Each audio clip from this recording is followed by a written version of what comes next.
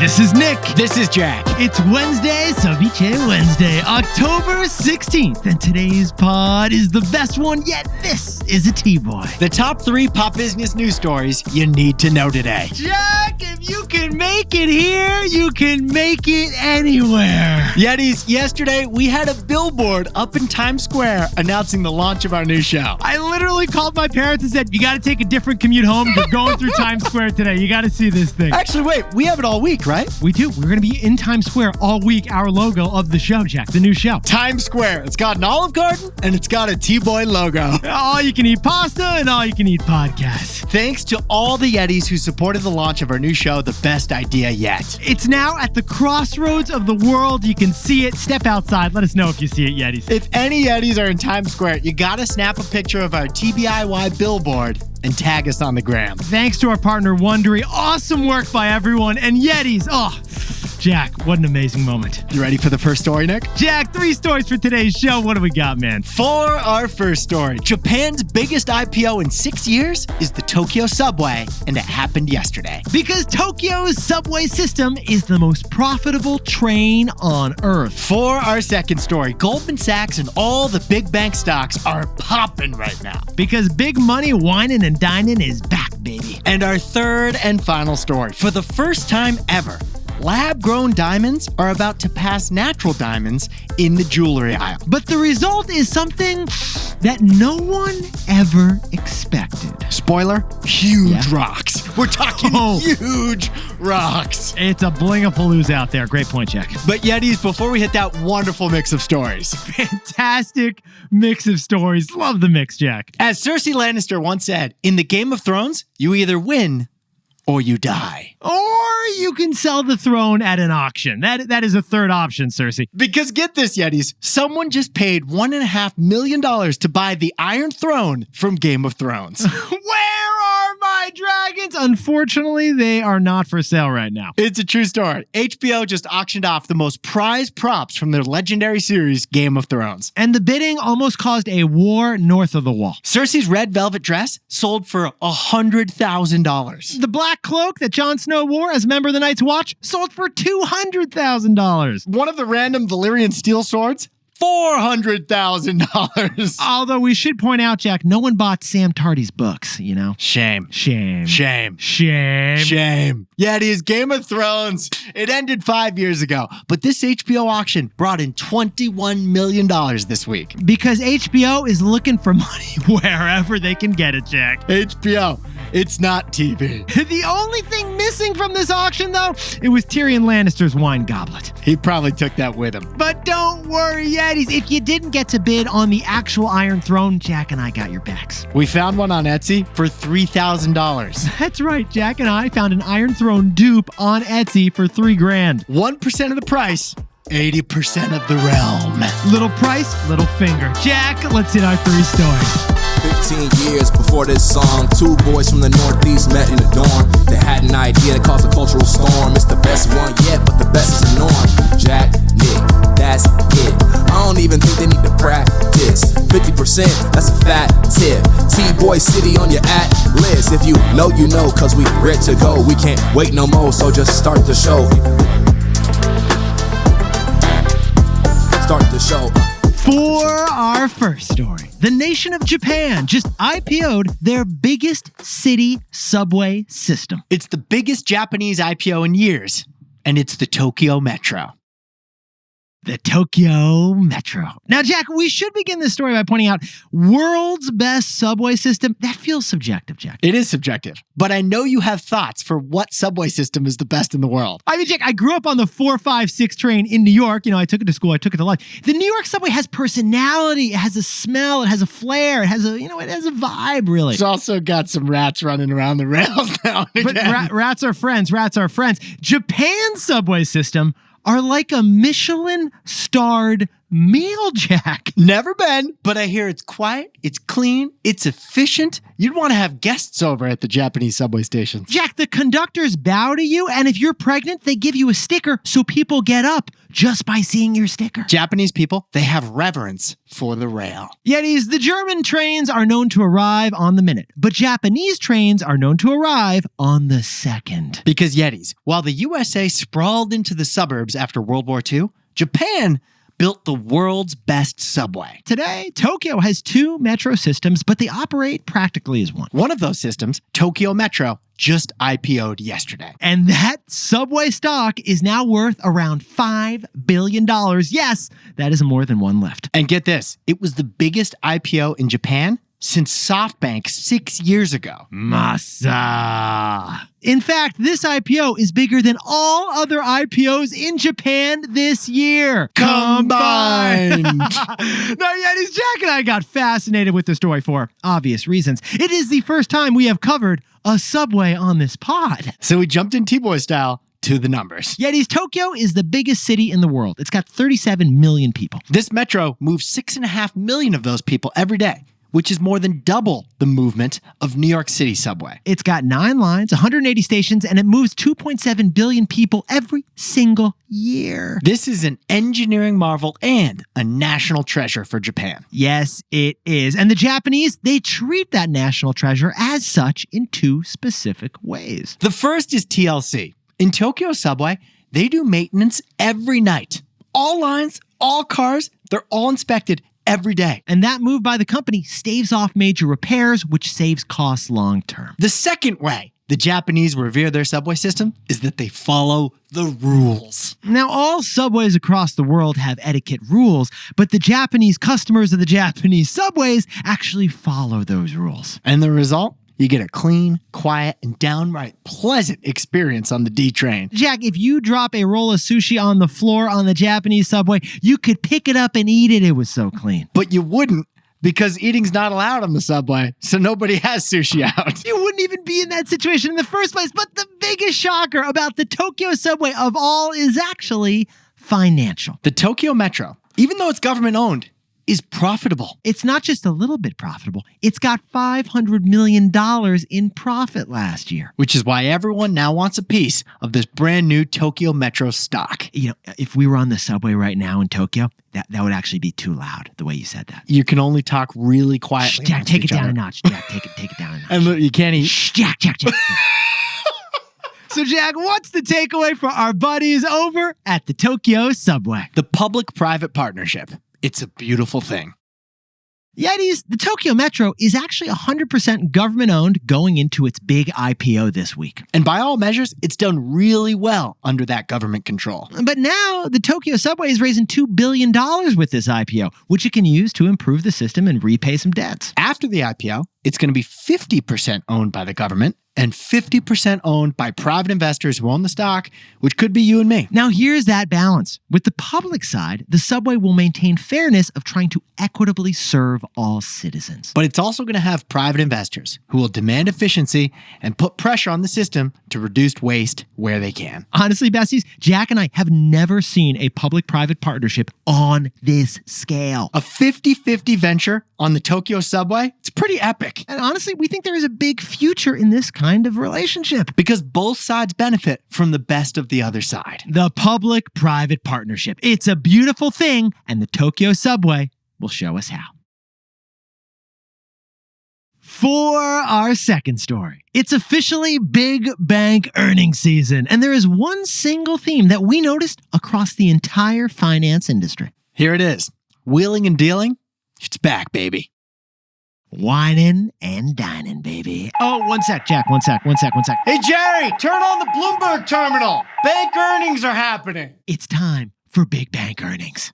Yetis, in the past few days, 6 of America's biggest 8 banks have reported their quarterly earnings for the summer period. First, you got the New York Giants out there. JP Morgan Chase, Goldman Sachs, and Citibank. And then you got the commuter banks out there. Bank of America, PNC, and Wells Fargo. They all announced earnings since Friday. But here's the funny thing, besties. It is rare for Jack and I to find one single theme across the earnings of all 6 major banks. And yet this time, we found a single theme. And what is that theme, Jack? Deal making is back, baby. Whining and dining is happening on Wall Street again. But before we hit all that, Yetis, there's one universal truth in this economy. We all hate fees. Yeah, we should sprinkle on this context that banks, they love fees. Oh, yeah, they do. The overdraft fee, the foreign transaction fee, the ATM fee. And of course, the fee. And the one fee, though, that's bigger than all the rest of the banking fees is the investment banking fees. The investment banking fee. JP Morgan made $2.3 billion in investment banking fees just last quarter. Goldman Sachs and Bank of America, they made $2 billion each last quarter. And the reason they're making so much money on investment banking fees is that investment banks do big deals. Across finance, there are more deals happening than last year. We're talking billion-dollar deals. IPOs, bond issuances, mergers, acquisitions, all of those are big investment banking deals. And the investment banks that advise the companies on those deals, they take a nice 1% fee. That is key to the business model. So, Jack, let's whip up an example here. Let's talk about the latest deal from Boeing. Just yesterday, Boeing announced that they're issuing $25 billion worth of stocks and bonds to raise money for their troubled company. So if the investment banks advising them on that deal take 1% of $25 billion, Jack? That's a lot of cheddar, Nick. Oh, sit down, stand up, and write us a check, please. It's the biggest 1% I've ever seen, because the banks will be splitting $250 million in fees on that one single Boeing deal. One deal, $250 million in fees. Not too shabby. But Yetis, the return of deal making is just one fun part of this economy that is back, baby. Oh, and you know deal making is back when you can't get a reservation at Carbone, by the way. Terezi is the new Nobu. So, Jack, what's the takeaway for our buddies over at the big banks? Winter is over. We're seeing it across the economy. Yetis, on September 17th, our central bank met and decided to cut interest rates for the first time in 3 years. Our takeaway back then? Winter is over. Ned Stark, he had it all wrong. Now, winter was the period of high interest rates that was needed to crush inflation, but it slowed down the economy, although it did crush inflation. Yeah, it worked. It was a little painful, but it worked. Well, now we are seeing a financial spring. As borrowing rates go down, more fun is happening on Wall Street. Stock markets have returned to soaring, never-seen-before all-time highs. Companies are issuing bonds and stock to finance new investments. Soon, homeowners will refinance mortgages to lower rates. And VCs will invest again, and startups will IPO again. And yes, bankers will take fees on everything we just said. Oh, they're taking fees on all of it, baby. Interest rates down, deals up. It's another sign that our 3-year winter is over. Hey Yetis, if you're a bestie, take a sec and hit that subscribe button. And like this video while you're at it. If you leave a comment, by the way, we'll read it. For our third and final story, this one's wild. Actually, a wild milestone was just hit in the diamond industry. Half of all diamonds sold today were grown in a lab. But the way consumers are reacting is the opposite of what you'd expect. Now, Yetis, if your boyfriend is dragging his feet right now, you may want to send him this story. In fact, definitely send him this story. You heard it from us. Yetis, if you know someone who just had to buy an engagement ring, they had to make a big decision. Yeah, do they want to spend the rest of their lives with this person? Oh, wait, actually, you were thinking of something else. About. Yeah, do you want a lab-grown diamond or a natural diamond? A lab-grown or a natural? That is the big ring buying question. Well, get this, Yetis. For the first time ever, 50% of buyers chose lab-grown diamonds. That's right. 1/2 of all diamonds grown and purchased were from a lab. We call it the equilibrium. Yeah, the equilibrium. That's what we call it. That's what we do. There's an equal chance that a diamond bought today is natural or lab-grown. Now, Jack, we should sprinkle on a little sparkly context, please. A lab-grown diamond is a real diamond. It was just created in a lab with heat and pressure over the course of 1 month. And natural diamonds were also created with heat and pressure. But the natural diamonds took 1 billion years to create. Yeah, they have to sit next to a volcano for 1 billion years. Now, Pandora, the $12 billion jewelry chain, is only selling lab diamonds now. They say that lab-grown diamonds are more sustainable than naturally mined diamonds are. But lab-grown is seen as less valuable than natural. So lab-grown diamonds sell for a lower price. And since labs are creating a huge new supply of diamonds right now, the price of diamonds is falling. But here's what Jack and I found fascinating about this story. Did you notice your buddy's engagement ring looked a little bit bigger? To quote Sir Mix-a-Lot, "Oh my God, Becky, look at her ring. It is so big." She looks like one of those rap guys' girlfriends, literally. Yetis, we've got the data, and yes, diamonds are actually getting bigger. According to Axios, diamonds are 55% larger than the ones sold 4 years ago. Tolkien had it all wrong. These are the rings of power. And they're not just bigger. The average spent on diamonds is growing too. Which is counterintuitive to everything we said to start the story. Pause the pod for a second, because that is at odds with what we just said, right, Jack? We just finished saying that the flood of lab-grown diamonds is lowering the price of diamonds overall. So why would spending be up if more of the diamonds purchased are the cheaper lab-grown diamonds? Here's the answer. Instead of spending less for a lab-grown diamond, we're spending the same amount. We're just getting a bigger diamond overall. That's right, Jack. The average size of a natural diamond bought this year was 1.4 carats. But the average size of a lab-grown diamond bought this year is 2 full carats. So the average price of a lab diamond is down 30% in the last 4 years, but the average size purchased is up 60%. So we're spending the same to get more diamond, thanks to lab-grown diamonds. Jack, did you see Becky's engagement ring? Is that lab-grown or is that natural? I don't know, but it's huge. I don't care. It looks fantastic. So, Jack, what's the takeaway for our buddies getting engaged? We are now entering the bling-a-sance. Yetis, the most famous ad campaign of all time was this: diamonds are forever. It was 1947, and the De Beers Diamond Empire taught an entire generation that diamonds take billions of years to be created. They're unique. But now that De Beers is competing with lab-grown diamonds, they're promoting something else. They're saying, real is rare. Real is rare. Yeah. That's less compelling. It is less compelling. Good point, Jack. And that's why 46% of diamonds sold in the U.S. this year are not natural diamonds. Yeah, since they're so much easier to obtain, lab-grown diamonds will soon make up a large majority of all diamonds sold. So if you've got $5,000 for a ring, and the jeweler offers you a small natural one or a huge lab-grown one. Well, Jack, in this economy, millennials are going to go for size over story. And that's good news for the lab-grown diamond industry. So the way we see it, the next era of jewelry is the bling-a-sance. Jack, could you whip up the takeaways for us for Ceviche Wednesday? The Tokyo Metro just went public on Japanese stock markets. It's now worth $5 billion. The Tokyo Metro is a 50-50 public-private partnership, and that is a beautiful thing. For our second story, it's the big investment banks. They just showed that deals are back, and so are deal fees. Winter is over. The return of deals is just one way we're seeing it. And finally, lab-grown diamonds now make up half of diamonds sold in the U.S. We're not saving money, though. We're just buying bigger ones. And that's why Jack and I think we are entering the bling-a-sance. It's a bling renaissance.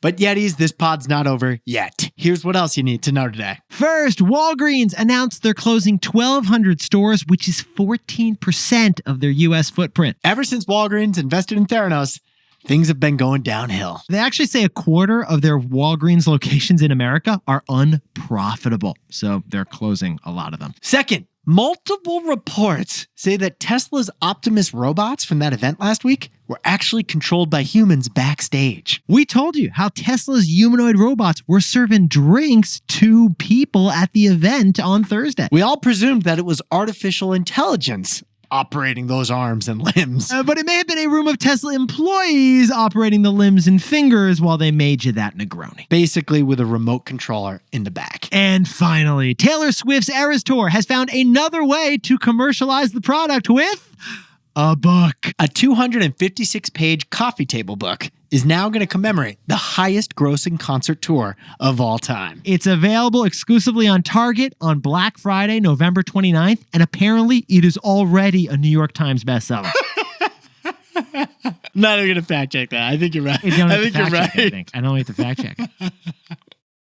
Now, time for the best fact yet. This one sent in by Al Rubio from Guadalajara, Mexico. On Monday, we mentioned that spring breakers are considering alternative locations for their spring break vacations. One of those alternative locations was Ulaanbaatar in Mongolia, the capital of Mongolia. Did you know that Ulaanbaatar is the coldest capital in the world. We repeat, Ulaanbaatar, Mongolia gets an average temperature of 29 degrees Fahrenheit and can reach as low as negative 40 degrees Fahrenheit. 29 degrees as your average temperature, you're going to want to wear layers. Spring break.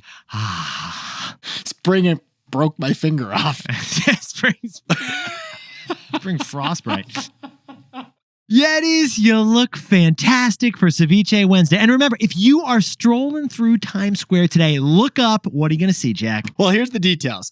If you're at 47th Street and 7th Avenue in Times Square, look up because TBIY, the best idea yet, is going to flash. It's going to be flashing up there like every 25 minutes, right, Jack? Yep, on the 25th minute and the 53rd minute of each hour all week. It's pretty good. That's pretty cool. 125, 253, they're both good times to check out the best idea yet in Times Square. If you happen to be there, we would love to see a pic. Send us a pic of the best idea yet from Times Square. We'll give you a shout out on the pod. And we'll get you a free hot dog on the corner. No promises on that last bit. Extra relish. Jack and I will see you tomorrow. Celebrate the wins.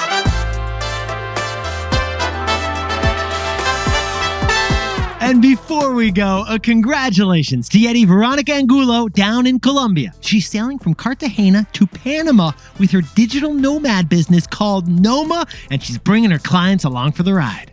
And a shout out to Nicole Goldman in Norwalk, Connecticut, who's going on a bachelorette party in Portugal. Nick, the theme?